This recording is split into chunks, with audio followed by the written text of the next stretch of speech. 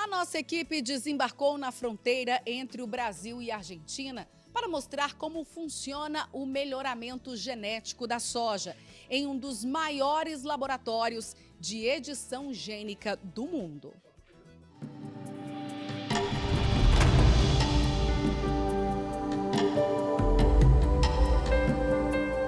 Resistência a fungos, tolerância à seca, chuva e baixo carboidrato são alguns dos benefícios da modificação no DNA da soja.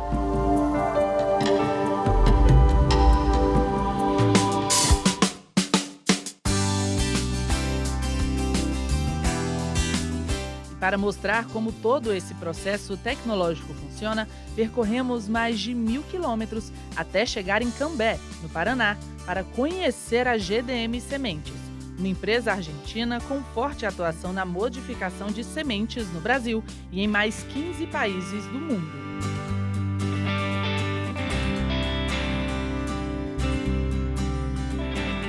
Atualmente, 45% da produção mundial de soja possui germoplasma desenvolvido pelo grupo. Isso significa que a cada 2 hectares, um é plantado com a genética da GDM.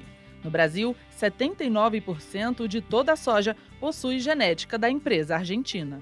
Então é um número que nos traz uma importância muito grande do germoplasma da GDM no Brasil. Por outro lado, também, sem dúvida alguma, uma responsabilidade muito grande. Então a GDM faz um investimento bastante significativo no Brasil. É um país que nos traz um resultado bem importante e o objetivo da GDM é defender esse mercado que nós temos hoje aqui no Brasil. Para que a planta chegue às lavouras com potencial produtivo elevado, ela passa por um processo chamado transgenia. Inclusive, a companhia criou a primeira soja editada do Brasil, que possui baixa presença de açúcares e maior resistência ao estresse hídrico. Agora vamos conhecer o laboratório de edição gênica da soja, onde eles transformam a planta. Vamos lá? Por aqui, a célula vegetal recebe proteínas e enzimas para que a mutação aconteça. Essas células, a gente coloca ela em placas com meios de cultura, onde a gente tem hormônio vegetal, macro, micronutrientes, açúcar, com todos os nutrientes que essa célula precisa para se desenvolver em uma planta. Então, essa célula, ela começa numa brotação, depois ela elonga para uma planta pequenininha, depois a gente passa para um outro meio de cultura, onde eu tenho hormônios que induzem o enraizamento, até que essa planta, quando ela tem uma parte aérea bem desenvolvida e uma raiz bem robusta, a gente consegue transplantar isso para um copinho com substrato, para agora ela, por si só, começar a sobreviver e se desenvolver. Já na câmara de crescimento, a cultura in vitro se desenvolve graças à temperatura, umidade e CO2 controlados. Até a iluminação artificial que emite ondas que imitam a luz solar é de extrema importância. Mas a edição gênica realizada aqui tem o intuito de alcançar uma característica de interesse no grão da soja. A edição gênica é uma modificação que a gente causa no DNA das culturas, no nosso caso, no DNA da soja, tá? Essa alteração, a gente pode fazer uma analogia com um texto do Word. Então, a gente tem um texto do Word, nós temos palavras diferentes ou uma letra diferente em uma palavra que onde está errada e a gente troca essa letra e corrige. E a gente faz isso no DNA da soja.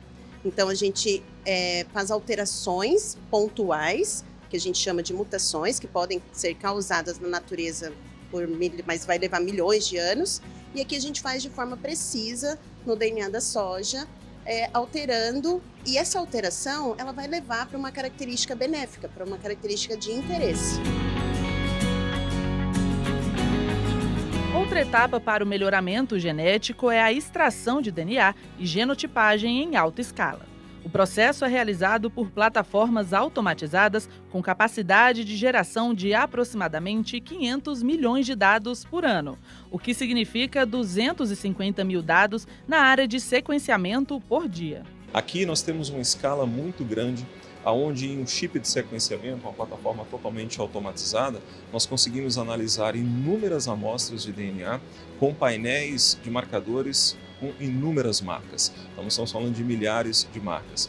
Com isso, nós temos um volume de dado muito grande que pode ser analisado pelo programa de melhoramento da GDM para que possa auxiliar, dentro desse programa, as tomadas de decisões para avanço dos materiais. Dentre as novas linhagens da soja, está em desenvolvimento uma com maior resistência à seca. Interessante para os produtores do Distrito Federal, que sofrem no período de estiagem. Se você planta essa soja num ambiente onde, de repente, você tem uma falta de água, ela vai suportar mais tempo viva e tolerar esse período de estiagem por mais tempo do que uma planta que não tem essa característica. Então, você mantém a sua produtividade até que chova ou que tenha alguma irrigação e você consegue não perder essa planta nesse período de estiagem. Além dessa cultivar, a empresa também está desenvolvendo uma planta com potencial para aumentar o ganho de massa nas criações de aves e suínos, mas não recomendada a humanos. Nós modificamos um gene da planta que diminui a quantidade desses açúcares e depois de criar esse produto, nós submetemos ele para a CTN-Bio, que é o órgão brasileiro responsável pela lei de biossegurança. Então ele fiscaliza todos os organismos transgênicos e que têm modificações genéticas. E durante essa avaliação eles concluíram que esse nosso produto contém uma mutação que imita uma mutação natural. É uma modificação no genoma, a edição no gene, que faz com que seja classificado como uma variedade de soja convencional. Isso facilitaria muito, por exemplo, o cultivo, comercialização e uso dessa soja. Fungos, bactérias e nematóides também estão na fase de investimentos de pesquisa. Para isso, as raízes da soja passam pelo laboratório de sanidade, onde as doenças fúngicas são avaliadas até que alcancem o resultado esperado. Antes das plantas de soja chegarem ao laboratório de sanidade, elas passam por aqui, pela casa de vegetação. Adriele, explica pra gente o que são esses nematóides. Os nematóides, eles são patógenos de plantas, são vermes que parasitam as raízes das plantas e que causam danos para elas. Na casa de vegetação, o patógeno, um organismo que pode desenvolver doença nas plantas, é multiplicado e avaliado para que cientistas classifiquem o nível de resistência nas cultivares. Entre os mais comuns estão os nematóides de galhas, nematóides da haste verde e nematóide de cisto. Para que a semente editada chegue até o produtor rural, a empresa conta com colaboradores.